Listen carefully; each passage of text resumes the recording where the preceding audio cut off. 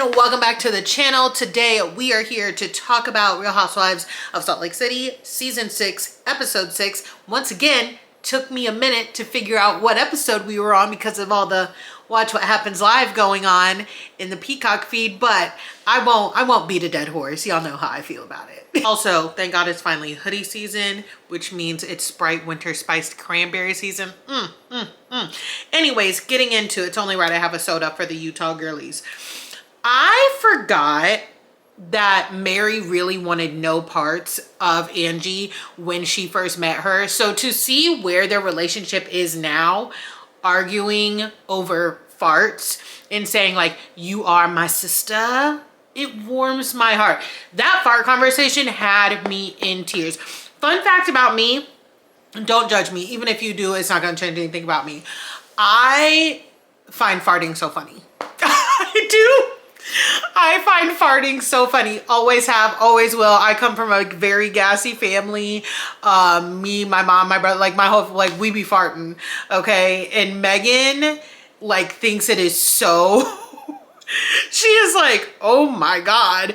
Even she farts like such a lady. Anyways, we're not gonna get into farts because we know Mary wouldn't like this. Mary wouldn't like this talk. But honestly, truly, I felt Angie when she said like, I don't like getting to that place and I feel bad, but I was just seeing black because I was so mad, because I'm a person that can be a little bit hot-headed, and when I get into it with my friends or anybody that I really care about, I don't feel good. Right? Just like I told y'all last week, I understood what Angie was saying when she was like, this is bullshit. This is bullshit.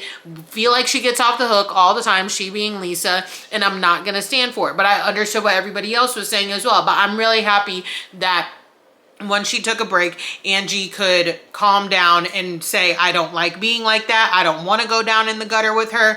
Even if I've been down there before, it's not me. Lisa, on the other hand, I'm sorry, Lisa has a very, very, very nasty package coming at the reunion. And if she doesn't, she should, okay? Because it is time to hold the mirror up. We have to show her exactly what everybody is talking about, because I think I said this last week, I'm gonna say it again. If Lisa does not come next season with like a changed attitude, being more open and seeing how she approaches arguments, I don't know where we go from here with her. I really don't. She doesn't really want to like open up that much about what's going on between her and John. And I've said it here before as well. What is going on between Lisa and John is not that out of the ordinary. I would be so interested to know deeper into Lisa's like family life before she was married, like when she was younger, how she saw her parents interact, because everything that we saw between her and John, it doesn't give that it's that big of a deal. It definitely gives two people that have been married for 20 plus years that are having a communication breakdown in their relationship. But again, I state, a lot of these things could be talked about with the other women or with close female friendships, but she does not want to do that because she's too busy trying to pretend that she is better than everybody else. I don't know if I know a lot of people that like to pretend and play like they are better than other people and like nothing's wrong. I don't think I've ever seen it to the level that Lisa Barlow does it. And I see so many people that are Lisa Barlow fans saying like, this is a Lisa takedown season, it's a pile on. Lisa has had isolated incidents with each and every one of these people that they could go into detail about. It's not always a pile on. Kind of like what I said when it was Hannah Berner's time in the sun. If every single person has an issue with you, again, an isolated incident, what are they supposed to not have that incident because other people have an issue as well? No, like I'm not gonna put my issue on the back burner and be like, oh, I'm not mad at them anymore because this person's mad at them and too many people can't be mad at them. No, like Lisa, when her and Heather were in the store and then in her confessional when she sat there and was like, Heather has tried to make issues with me as well. No, you said that you heard that Heather was a good time girl. Heather said, please don't say that. Like, that could have cost me a lot. As we know, Heather's still working through a lot of that, like, Mormonism trauma and things like that. She was like, I don't like that and I don't appreciate that. Lisa is pretty much saying, how dare you get mad that I said something that you find offensive? Like, I feel like I'm listening to Zoolander when Lisa starts making her point. Again, she has she should have a nasty package coming for her, because everything that people say about Lisa is provable. It is. On top of the fact that she is just downright immature, like, to a certain degree. Trust me, all the housewives are immature. I just fucking sat here and told you that I like farts. Okay, I find farts funny. But Lisa going to meet Heather at the store, and they're talking about, oh, like, this is a luxury yacht. She's like, yeah, and it'll be really nice for Angie to get on a yacht because she's like never been on a vacation like that before. Some people don't want to be on yachts. It's me. I'm some people. I don't care if I could rent out the most expensive yacht. I'm not going to. I don't like being on the water. We just watched that Woman in Cabin 10 movie on Netflix the other day. Actually, my worst nightmare. Why? Because I'm stuck. I'm stuck on there. No matter what happens, I am stuck in the middle of the fucking ocean. Anything can happen to me. Anything. Ain't no cameras out there. No. Anyways, we also got 2 of the ugliest confessional looks I think we have seen. Honestly, I was gonna say 2 of the ugliest confessional looks. However, then I remembered that one of Ashley Darby in that Rick James wig. That was really bad. That was a bad one. But I want to say these looks from Bronwyn and Lisa are 2, like, in the top. I don't know if I'd put them in the top 5. I'll put them in the top 8. How about that? I'll put them in the top 8. Bronwyn, that bedazzled look, it's just bad. I'm sorry, it's bad. The choker, the strapless top, it's ill fit. No, it's bad. Her hair, bad. Very, very bad. But you know what? Here's the thing. I could forgive the choker and the bedazzled top if the hair looked better, because Bronwyn does dress very eclectically. She dresses like so super out there, right? Whatever. The hair being bad, like and you know what it is? It's giving, like, not only is the curl not great. I used to be a hairdresser. The products used, because there's like a chunk that's frizzy. Oh, Bronwyn, I hate that happened to you, honey. I really do. And then Lisa, what the fuck? Why do you have on a cowboy hat in a confessional? Are you okay? Are you okay? Were you shooting skeet and they called you and were like, girl, you gotta film right now. Right now, you have to come do this confessional. What the fuck is going on? What is going on? She looks like that fucking black Republican, I don't know if she's a senator or a governor, somebody in politics, but she's like a black Republican. She wears the big cowboy hats all the fucking time, and it's like, give it a rest. Give it a rest. Enough. We got it. Okay? Like, Lisa, you look like you just left Cowboy Carter. Mom, what? Ooh, were you at Cowboy Carter?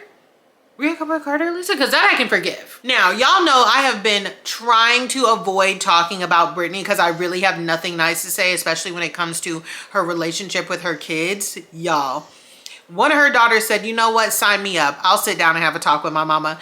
The points were made. Honestly, truly, I did not know that she was a very present mother up until she got remarried to her now ex-husband. That almost makes it even worse, because what the fuck do you mean? You know what to do.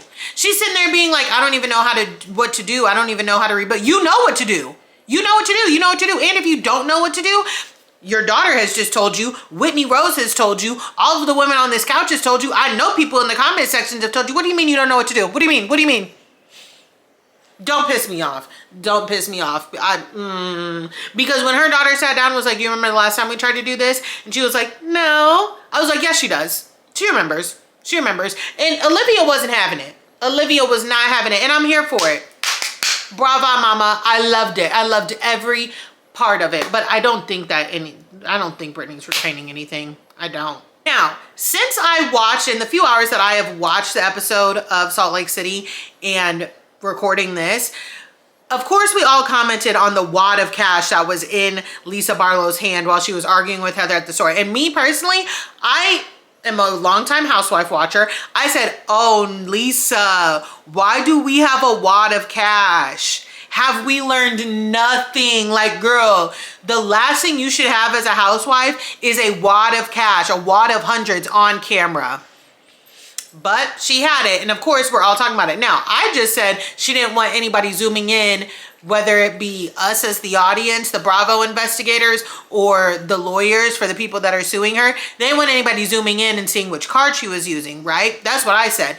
Well, it gives that folks were saying the same thing, and a screenshot is rolling around where she commented on a video and apparently said she had that much cash for a tip. Now, while she was sitting there in that scene, I counted at least $600 bills. So 6 $100 bills. And I don't know who she was tipping. Who are you tipping with $600 bills? Like, what are you talking about? And what, you're tipping the store staff? I've never tipped a retail employee in my life. And then she was like, I'm never bringing cash out on camera again. Good. Don't do that. Like, she's spiraling. She is spiraling. And again, here's the thing with Lisa. She loves making it happen to other people.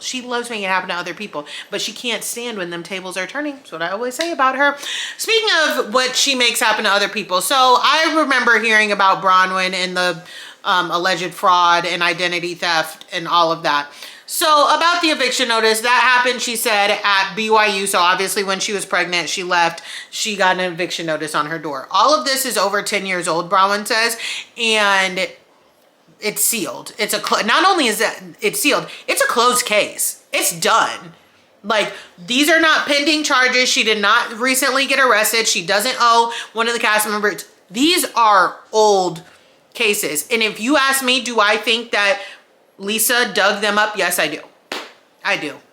And if it's not Lisa, I think that it is still at the hands of Lisa. And what I mean by that is I think that Lisa has a fandom that is very close to Teresa's, where these people build like these very strong, I'm not saying if you're a Lisa fan that you behave like this, but some Lisa fans, like, they build this really, really strong, weird parasocial relationship to her where they're willing to like do her dirty work. So I wouldn't be surprised that if it is not Lisa at the helm of this, that it is somebody who claims to be a very, very serious fan of hers and did this digging, right?